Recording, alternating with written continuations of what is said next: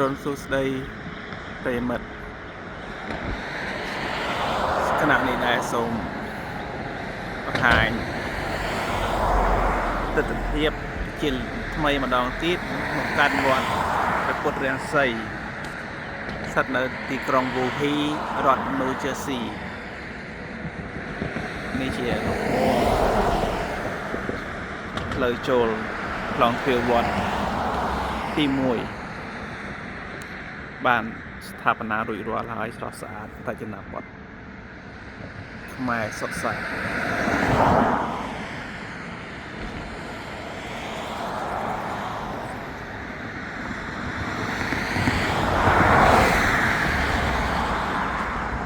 ទស្សនីយភាព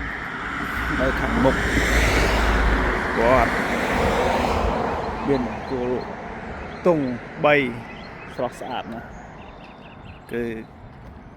វត្តស្ថាបនាបែបជាវប្បធម៌ខ្មែរដើម្បីរំលឹកអនុស្សាវរីយ៍ទេពចាក់ឆ្ងាយស្រុកប៉ុណ្ណឹងប៉ុន្តែនៅតែកាន់វប្បធម៌ប្រពៃណីសាសនារបស់ខ្មែរយើង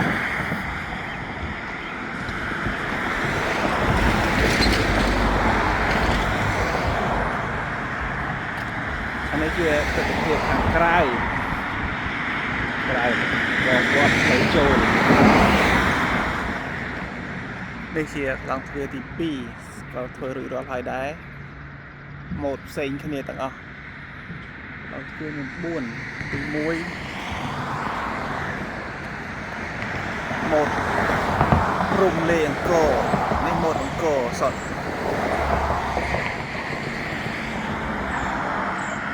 នេះជាផ្លាកសញ្ញា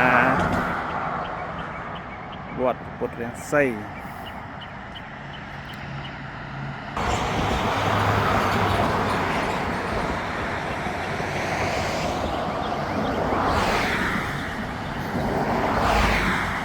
ខែនេះជារដូវការីស្រស់ល្អសាគុរ៉ាលំអបងវត្តស្រស់បំព្រងគូជាទី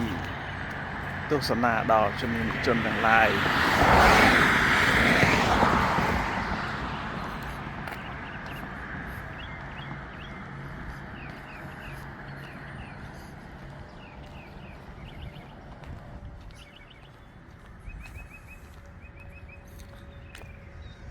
នេះជាខ្លងទ្វារទី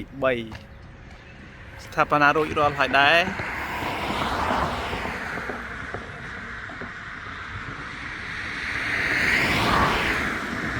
គ្រាន់តែមិនទាន់បានលាបថ្នាំ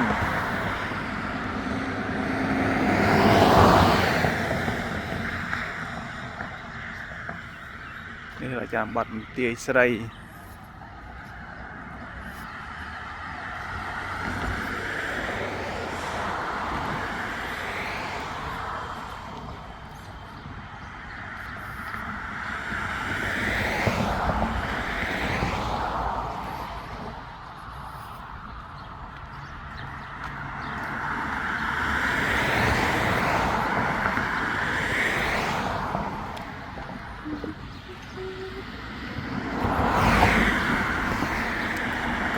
ការស្រស់ល្អណាស់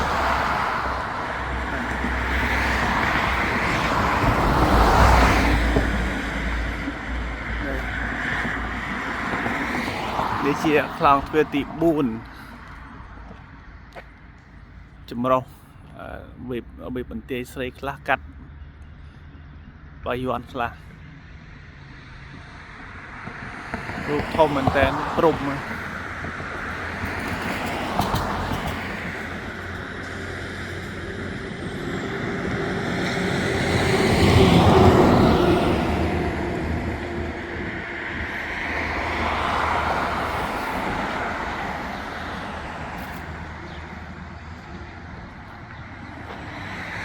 បាច់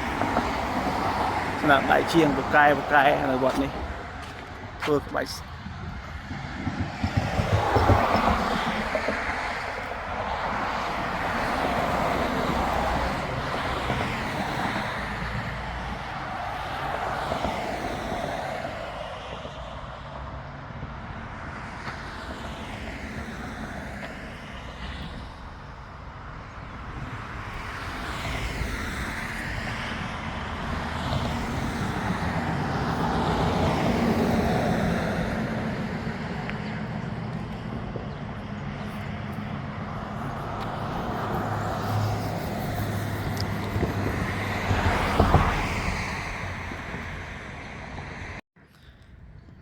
ជាទស្សនវិជ្ជាពីខាងក្នុងវត្ត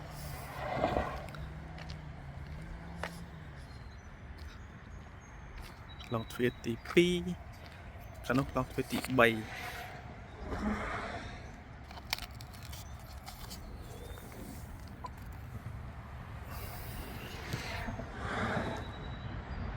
ទី3ដល់ទ្វារទី4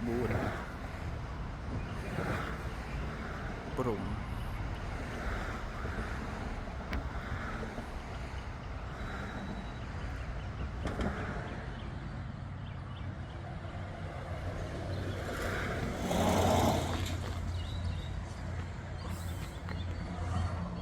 ទី1នៅខាងនោះ